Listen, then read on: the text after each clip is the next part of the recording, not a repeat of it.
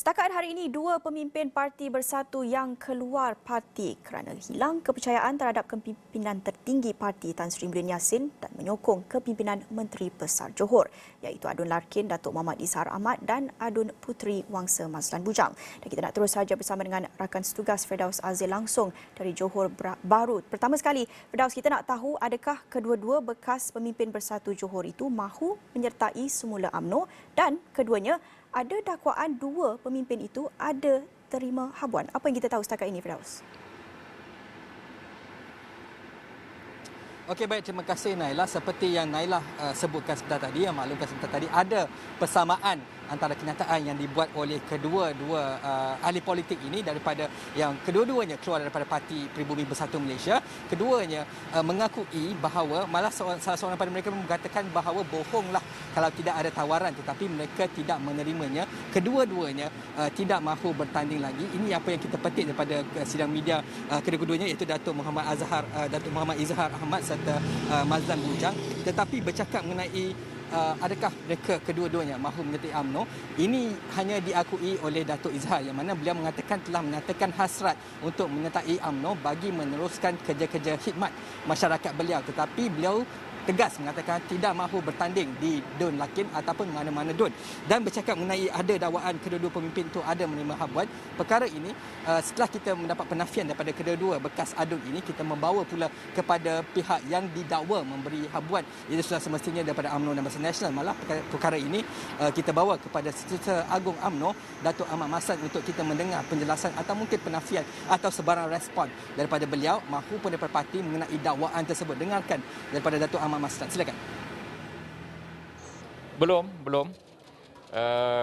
Tetapi kami mengucap terima kasih.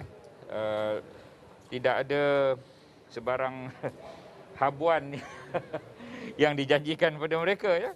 Mereka dengan suka hati, suci rela, suci hati keluar daripada PPBM tanpa kami janjikan apa-apa. Itu adalah kehendak mereka sendiri. Walau bagaimanapun, atas sokongan mereka kepada Menteri Besar dan juga sokongan pada Barisan Nasional, kami ucap terima kasih.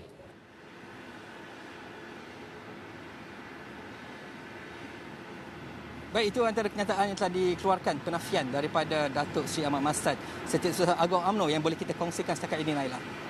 Ya, Firdaus, pada masa yang sama, sejauh mana kebenaran bahawa semakin sedikit pengundi yang keluar mengundi, semakin tinggi kelebihan UMNO untuk menang PRN kali ini? Adakah itu juga diakui kebanyakan pemimpin di Johor, termasuklah pihak pembangkang juga, Firdaus?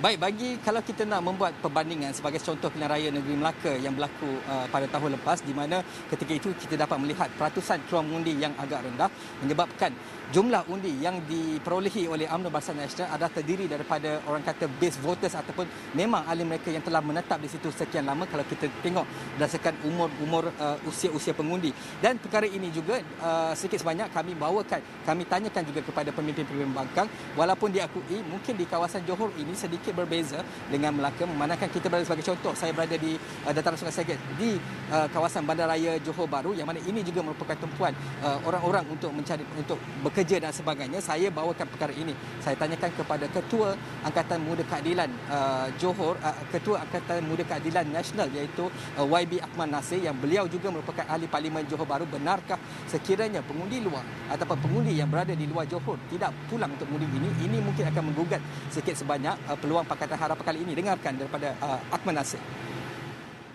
Kalau kita berjaya menyedarkan mereka bahawa inilah ruang untuk anak muda bersuara dan sebenarnya menyampaikan pandangan mereka itu melalui kotak undi, saya rasa mereka akan kembali mengundi. Sebab sebagai contoh, last kalilah berkaitan dengan anak muda, mungkin juga mereka agak keletihan bila tengok keadaan politik semasa yang mana kerja lompat-melompat.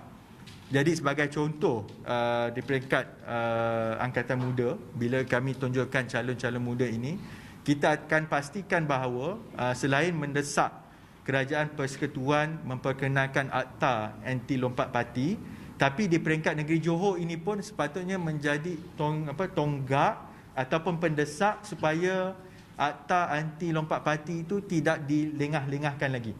Sebab tak guna buat pilihan raya melompat. Bila bubar lompat. Dalam keadaan anak muda tu nak kita perjuangkan isu yang mereka ingin kita perjuangkan. Baik, dalam kita menuju ke arah 9 hari bulan 2 iaitu hari penentuan tarikh-tarikh yang mana ia akan ditentukan dalam mesyuarat SPR. Hari ini, semalam dan beberapa hari lepas kita masih dihidangkan dengan perbalas-balas kenyataan antara parti-parti pimpinan parti utama, khususnya melibatkan parti UMNO, melibatkan Parti Pemimpin Bersatu Malaysia serta melibatkan pimpinan parti PAS. Bagaimanapun esok lusa kita jangkakan perkara yang sama selagilah tempoh berkempen itu belum ditentukan. Bagaimanapun jika ada sebarang perkembangan akan kita bawa melalui platform Astro Awani serta astroawani.com. Naila, silakan kembali kepada Naila. Baik, terima kasih Firdaus untuk laporan itu.